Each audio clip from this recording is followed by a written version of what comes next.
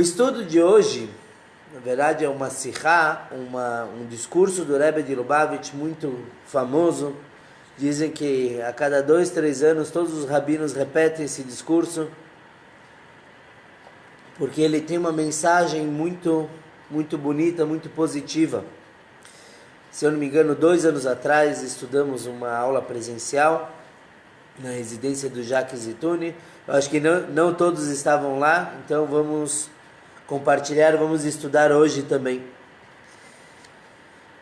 A história da entrega da Torá, outorga da Torá na festividade de Shavuot, exatamente 3.333 anos atrás, nosso mestre, nosso líder Moshe Rabbeinu, Moisés, ele subiu no Monte Sinai para receber a Torá. E quando ele está lá em cima, ele se elevou, obviamente, acima do plano físico, ele foi para as alturas, e lá, quando ele foi se encontrar face a face com Deus, os anjos que lá estavam estranharam isso. E eles perguntaram para Deus: o que faz o filho de uma mulher, um ser humano de carne e osso, o que faz aqui em cima nos céus? Então, Deus falou, ele veio buscar a Torá. A Torá já estava lá, a Torá foi criada 2.000 anos antes do mundo. Então, quando Moshe foi buscar, os anjos não gostaram disso. E eles falaram para Deus: Tenao dechala shamai, deixe tua glória, a Torá, deixa ela aqui nos céus, onde ela estava, até a outorga. Não entregue para esse ser humano. Então Hashem, Deus falou para Moshe: responda a eles. Moshe estava com medo. Está escrito que os anjos, os menores, são 600 vezes o tamanho da terra. E são seres mais espirituais. Então Moshe temeu. Então Deus mandou que ele se apoiasse, tocasse no trono divino e respondesse para os anjos. Então Midrash conta que Moshe se virou para os anjos e perguntou para Deus: o que está escrito na Torá? Então Deus falou o primeiro mandamento: Anochi Hashem Elokecha asher hotzeticha meretz Mitzrayim. Eu sou Deus, teu Deus, que os tirou da terra do Egito. E Moshe se vira para os anjos e fala: vocês estavam no Egito? Vocês foram tirados do Egito? É para vocês isso aqui? Qual é o segundo mandamento? Lo yelecha, vocês não terão outros deuses. Acaso, Moshe perguntou para os anjos, vocês habitam entre os povos idólatras da terra, que vocês podem chegar a pensar em idolatria? E assim, mandamento por mandamento, Moshe provou para os anjos que eles não tinham a ver com a Torá. Vocês têm pai e mãe, porque vocês devem honrar. Vocês trabalham durante a semana, que precisam descansar no Shabat. Vocês têm Yetzerará, mau instinto, para que cause vocês terem vontade de roubar, matar, ter inveja. Vocês não têm nada disso. Realmente, o Midrash conta que os anjos aceitaram os argumentos de Moshe Rabbeinu e deixaram ele descer com a Torá. A realidade é que a história não é tão simples assim. Os anjos com certeza sabiam que eles não tinham ido para o Egito. Eles sabiam que eles não têm pai e mãe. Então a gente precisa entender qual é o argumento real dos anjos e a resposta de Moshe Rabbeinu. Não é tão suave à primeira vista. Aquele momento era que nem um casamento de outras religiões. Quando Moshe ele foi buscar a Torá, que nem no casamento, que falam: se alguém tem alguma coisa contra, fale agora ou cale-se para sempre. Lehavdil, os anjos era a oportunidade deles provarem que a Torá tinha que ficar com eles. Isso, entre parênteses, levanta uma outra questão. Moisés, estava discutindo com os anjos. E ele, a gente vai ver daqui a pouco, ele apresentou provas alágicas, provas da lei da Torá, que garantiam a Torá ter que descer para nós. E os anjos fizeram o mesmo. Então isso levanta a questão se Deus tem que cumprir a Torá ou não. Alguém já parou para pensar? Tem tantas leis. tem leis de guerras, tem leis de financeiras, monetárias. Deus tem que cumprir a Torá ou não? Então, nos Salmos, está escrito, Magid Varav Le'Yakov, que as leis que Deus nos deu são as suas leis que Ele mesmo cumpre, e Ele transmitiu para Yaakov, quer dizer, para o povo de Israel. Então, primeiro Deus cumpre, e aí Ele transmite. Já mencionamos outras vezes, como o Zohar explica, por exemplo, o tefilim de Deus. Nós colocamos todo dia, os homens colocam todo dia de manhã, Deus também tem o tefilim. Tudo isso é explicado pela Kabbalah, mas realmente existe o conceito de cobrar que Deus cumpra as suas leis. No ano de 2008, em Nebraska, tinha um político chamado Ernie Chambers, que ele levou Deus para o tribunal. Ele apresentou o caso dele, e diante de tantas tragédias que estavam acontecendo, enchentes e furacões, então ele chamou Deus para o tribunal, e o juiz falou para ele, desculpa, mas Deus não tem endereço fixo, como que a gente vai mandar a intimação para Deus? Então Ernie respondeu, não é bem assim, o mundo todo é o lugar de Deus, Deus está no mundo todo, então Ele sabe, Ele é onipresente, onipotente, Ele sabe, e onisciente, Ele sabe que a gente está intimando Ele para o tribunal. E aí, eles tentaram discutir, e no final, obviamente, o caso não foi para frente, mas o que esse político queria provar é que, tem várias opiniões, se ele queria provar que haviam julgamentos bobos demais, ou pelo contrário, que não estavam respeitando todo mundo que vinha requisitar um julgamento. Tem uma história muito bonita do Spoller Zeider, um grande tzadik, 200 anos atrás, mais ou menos, que ele também levou Deus para o tribunal. Na Rússia, teve uma grande fome, as pessoas estavam perecendo, e obviamente, quando começa a ter fome, os judeus são os primeiros que não recebem a parte deles, e começaram a vir cartas de várias comunidades para o Spoller Zeider, pedindo que ele intervisse perante Deus para que resolvesse aquilo, porque afinal de contas tinham muitas viúvas e órfãos que não tinham o que comer, e não tinham quem trouxesse, se esforçasse por eles. Então o Spoller Zeider juntou 10 grandes sábios, 10 rabinos, ele convocou eles para a cidade, colocou todo mundo num quarto e pediu que todos fizessem 3 dias de jejum. E ninguém poderia entrar lá. E dali a 3 dias, eles teriam um julgamento com Deus. E assim foi, eles rezaram e choraram durante o dia, pedindo perdão por qualquer falha, se aperfeiçoaram. E no final dos 3 dias, o Spoller Zeider falou perante o tribunal de 10 homens, 10 rabinos, ele falou que ele está convocando Deus para explicar e resolver esse problema da fome. Ele estava representando órfãos e viúvas, e ele falou, Deus, você tem a obrigação de nos sustentar, porque o povo judeu é chamado de escravos de Deus, servos de Deus, e pela Torá, um amo ele é obrigado a sustentar o escravo e sua família, bem diferente de outras nações. Deus, por ser nosso amo, e nós, por sermos escravos, ele tem a obrigação de nos sustentar. E aí ele continuou falando, pode ser que Deus vai falar que a gente não serviu ele direito, não somos bons escravos. E eu tenho resposta para isso. E a resposta é que Deus também colocou dentro da gente o Yetzer Hará, o mau instinto, e isso atrapalha um bocado o nosso trabalho. Então ele deve nos perdoar e deve nos sustentar. Então os 10 rabinos conversaram um pouco entre si para debater se realmente assim é a lei, e decretaram que Deus tinha que resolver o problema de fome.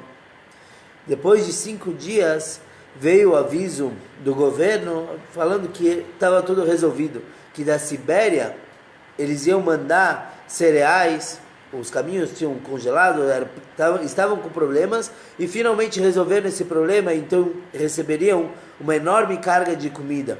E assim o preço baixou e todo mundo conseguiu se sustentar. O que a gente vê daqui é que Deus sim é obrigado a cumprir suas leis.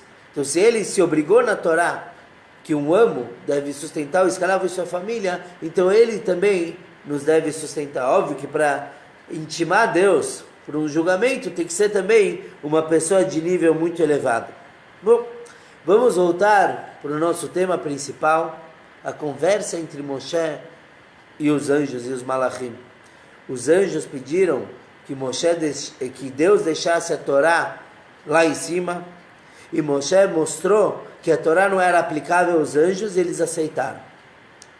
Se a gente lê simples, está tudo claro, a gente começa a fazer perguntas e aí a gente se aprofunda um pouco em toda essa questão. Qual era o argumento dos anjos? Eles falaram: Tenah rodecha ala shamayim, deixe sua glória, deixe sua Torá nos céus. No que eles se basearam para exigir isso de Deus? Então tem uma lei muito interessante chamada Bar Metzra. Bar Metzra é quando uma pessoa tem um campo e ele vende o campo, ele quer vender o campo, e ele vende para um terceiro. O seu vizinho pode ir para aquele comprador e pegar o campo de volta. Ele paga e pega. Isso quer dizer, se eu vou vender meu campo, primeiro eu devo perguntar para os meus vizinhos se eles têm interesse, que é exatamente o que está acontecendo aqui na sinagoga. Se os meus vizinhos têm interesse, eu devo preferenciar, eles têm a preferencial para comprar o meu campo. Se eles não quiserem, aí eu posso vender para outra pessoa. Isso é uma lei. E é uma lei tão forte que o vizinho, se eu vendi para outra pessoa, o vizinho pode ir lá, tirar o campo do comprador, resolver com ele o geld e pronto, e ficar com o campo para ele mesmo. Por que isso? Qual a lógica que está por trás dessa lei? A pessoa deve fazer a coisa correta. O meu vizinho, por que ele quer o meu campo? Porque ele quer ampliar, quer ter mais locais, real estate, o que for. Então é muito mais viável para ele comprar o meu campo do que um campo longínquo. É muito melhor ele ter os seus dois terrenos lado a lado do que ter que viajar de um lugar para o outro. Então quando eu vou vender, eu devo perguntar para ele primeiro se ele tem interesse. E esse era o argumento dos anjos. Os anjos se viam como vizinhos de Deus. Óbvio, Deus, a gente diz que está nos céus, ele está no mundo todo, mas de uma forma mais perceptível, ele está nos céus, assim como os anjos. Então os anjos falaram: Deus, a Torá está aqui em cima, nós somos teus vizinhos, se você quer entregar, entregue para nós primeiro. Por que você vai entregar para os seres humanos que estão lá embaixo? Vizinhos são complicados, muito. Tinha um homem que ele contava que quando ele ia na feira de negócios, e ele chegava lá e dava tudo certo, ele ganhava muito geld, ele voltava e contava para os vizinhos que ele perdeu todo o dinheiro dele. Por quê? Porque aí ele vai estar feliz e os vizinhos vão estar felizes também. Eles ficavam inveja. E se deu tudo errado, ele perdia tudo, ele voltava e falava para os vizinhos que nunca teve uma feira melhor, ele ganhou muito dinheiro, porque aí ele ia se sentir miserável e os vizinhos também. Vizinhos às vezes causam os problemas. E esses são os anjos queriam mostrar para Deus e provar para Deus que eles tinham mais direito a ficar com a Torá do que os seres humanos. E aí, se a gente analisar essa lei de Bar Metzra, tem algumas exceções. A primeira delas, quando o dono do campo quer presentear outra pessoa. Eu tenho um amigo, eu quero dar para ele o meu campo, eu não preciso falar primeiro com o meu vizinho, porque não é uma venda, eu não estou buscando um cliente, então não faz sentido oferecer para o meu vizinho, eu quero presentear outra pessoa. E a Torá é chamada de presente. Como que chama a festividade de Shavuot, um outro nome? Matan Torah. Mataná quer dizer presente, Matan Torah, outorga da Torá. A Torá também é chamada de presente. Outra exceção é quando eu vendo para um familiar meu. Então eu tenho meu irmão que quer comprar um campo e meu vizinho quer comprar o meu campo. Eu não preciso favorecer o meu vizinho, porque minha família é mais próxima de mim. mais do que meu vizinho. Então eu posso vender para o meu irmão. Nós somos chamados de familiares de Deus. Beni Bechori, Israel, meu filho primogênito, Israel, Banim Atem Lashem, vocês são filhos de Deus. Então, somos familiares muito mais próximos do que os anjos. Então, o argumento dos anjos de falarem que são vizinhos e têm preferência, cai diante do argumento de que somos familiares de Deus.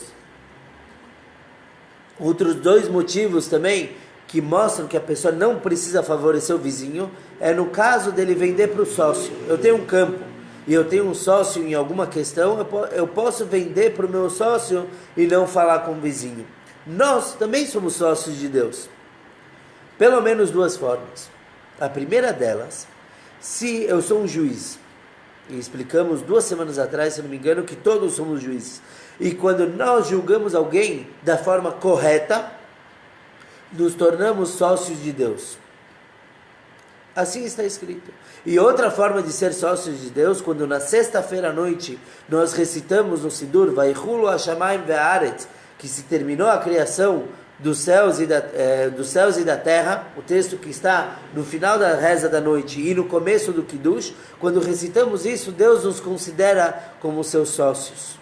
Por isso a gente costuma recitar, geralmente 2 pessoas na reza, porque aí fortalece um testemunho. Não é nossa questão agora entrar em detalhes nisso, mas como somos sócios de Deus, então Ele pode entregar para a gente sem falar com os vizinhos. E o último motivo, existem vários, mas mencionados aqui, o último motivo, a Torá não é um terreno. Um campo, eu entendo porque que eu preciso falar com o vizinho. Porque o campo ele é fixo, não tem como tirar ele de um lugar para o outro. Já a Torá é um metalter, é um objeto. Posso levar para onde eu quiser. Não é um lugar fixo. Então, os anjos querem afirmar que são vizinhos, mas vizinhos em questão de terreno, não em questão da Torá. Realmente, essas 4 respostas, de que a Torá é um presente, de que somos familiares de Deus, que somos sócios e que a Torá não é um terreno, são boas respostas. São exceções à regra de Bar Metzra, a regra de uma boa vizinhança. Só tem um pequeno problema com elas. Moshe Rabbeinu não usou elas. Ele não fala nada disso. Muito pelo contrário. Quando Moshe Rabbeinu fala que a gente desceu para o Egito e que nós temos mau instinto, como mencionado, então não só que ele não mostra para os anjos que nós somos próximos de Deus, pelo contrário, ele mostra como somos afastados, que enquanto Deus e os anjos são perfeitos e elevados e espirituais, nós somos físicos, nós temos problemas, nós temos tentações. Então quer dizer, os 4 argumentos que a gente usou, Moshe Rabbeinu não mencionou nada deles. Por quê? Verdade, Moshe Rabbeinu, ele mencionou uma outra lei de Bar Metzra, uma lei muito bonita. Existe uma outra exceção quando o dono de um campo, um fazendeiro, não precisa vender para o seu vizinho. E é a seguinte: qual é o objetivo da compra daquele campo? Eu devo avaliar, quando eu quiser vender meu campo, eu devo avaliar para que o meu vizinho quer o campo e para que o comprador vai usar o campo. Se o meu vizinho quer o campo para plantar, ele quer fazer uma plantação, um pomar, o que for, e o meu comprador, que não é meu vizinho, ele quer construir uma casa, então o comprador tem a preferência. De novo, se o meu terreno, que eu estou vendendo, estou disponibilizando, ele vai ser usado para plantação ou para construção da casa, a casa tem prioridade. Óbvio, se os dois querem construir uma casa, o vizinho tem preferência. Se os dois querem plantar, o vizinho também tem preferência. Mas no caso que o vizinho quer apenas plantar e o comprador quer construir uma casa, uma residência, uma moradia, então ele tem a preferência e eu devo vender para ele. A mesma coisa aconteceu nos argumentos de Moshe Rabbeinu com os anjos. Vamos prestar muita atenção. Para que os anjos queriam a Torá? Eles vão cumprir as mitzvot, os mandamentos? Não. Eles não têm como. Porque eles não têm que usar kippah para lembrar que Deus está o tempo todo sobre eles. Porque eles veem isso, eles veem Deus. Eles queriam a Torá para plantação. O que quer dizer plantar? Primeira coisa, plantar é se satisfazer, é sentir um prazer. Plantar é relacionado ao estudo. Eu coloco uma pequena semente na terra e nasce uma grande árvore. Quer dizer, eu planto uma ideia, por assim dizer, na minha cabeça. Inclusive a gente usa em português essa expressão de plantar uma ideia, e dessa ideia saem vários frutos e várias ideias e conexões. Qualquer projeto que eu pense, eu preciso agregar informações. Isso é o plantio. Os anjos queriam plantar, quer dizer, eles queriam ficar com a Torá para o seu bel prazer, para conhecimento, prazer intelectual. A gente quer a Torá para quê? Para fazer uma moradia para Deus aqui embaixo. Isso que a gente já falou tantas vezes. Lasot lo dirá betachtonim. Fazer para Deus uma moradia nesse mundo. Quando a gente faz uma mitzvah, qualquer preceito, a gente começa a transformar e espiritualizar o mundo para Deus, onde Deus vai se sentir bem. A Torá, ela é tão completa que ela dá todos os detalhes da nossa vida, como se comportar, como se vestir, como cortar as unhas, como andar na rua, como falar com as pessoas, tem tudo. Por quê? Porque cada ação nossa estará transformando o mundo numa moradia para Deus.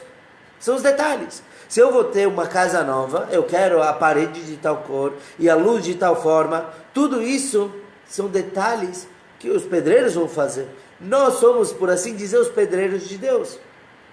Então a gente vai aprimorando o mundo para Deus se sentir em casa. E é exatamente isso que Moshe Rabbeinu falou.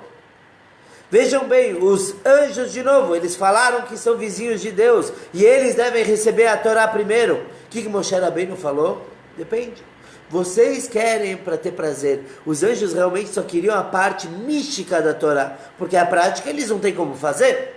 Então Moshe Rabbeinu falou, vejam a gente foi até o Egito. E o Hassidut explica que os judeus estiveram lá para elevar o Egito.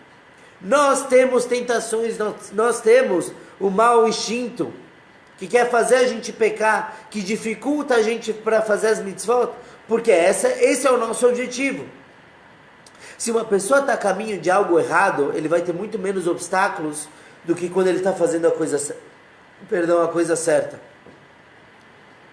Se ele está no caminho de Deus, vão aparecer vários obstáculos.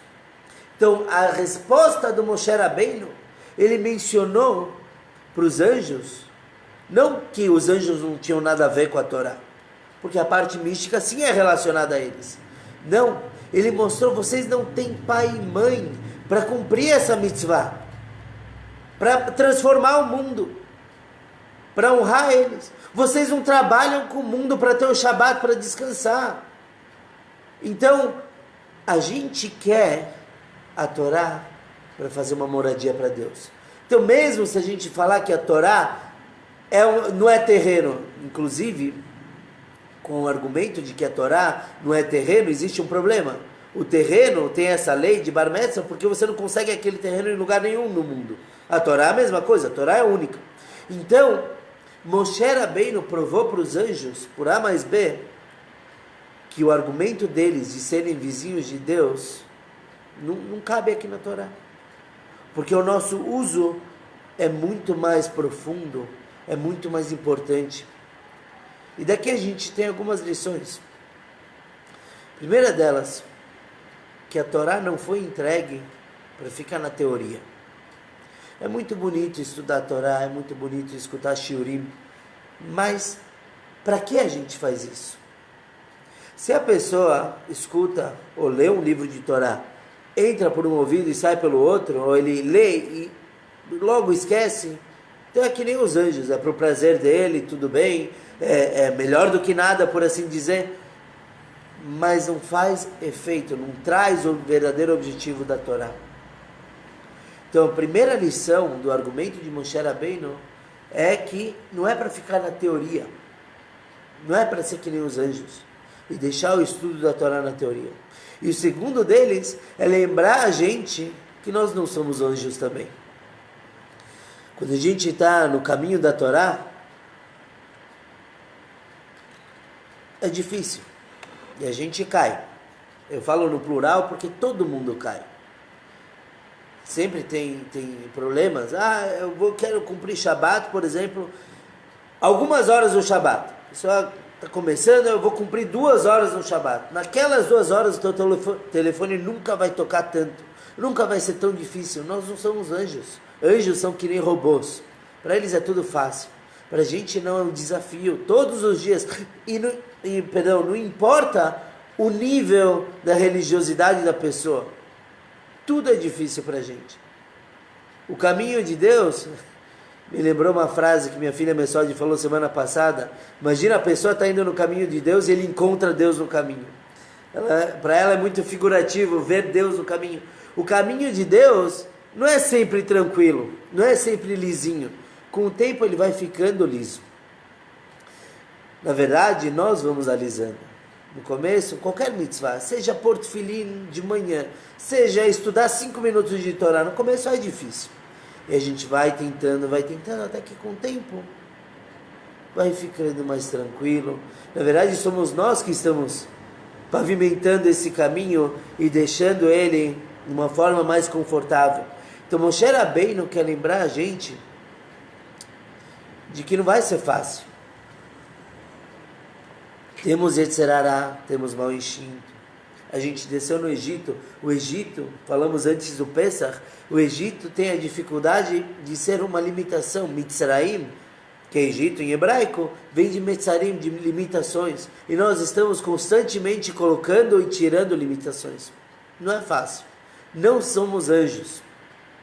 Só para Mami. Para Mami fala que o filhinho é um anjinho. Mas para o resto, para a vida, o dia a dia, não é bem assim.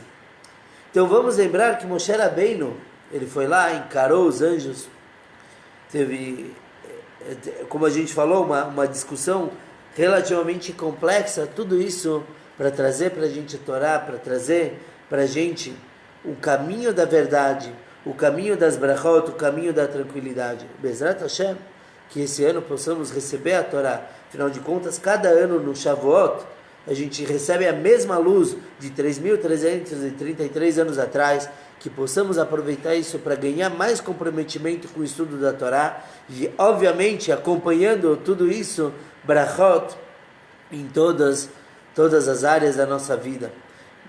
Bezrat Hashem, semana que vem teremos mais um shiur preparatório para Shavuot. Shkoyach a todos que participaram e que possamos ter realmente um Gut Tevoch. Shkoyach a todos. Desligar aqui no Facebook.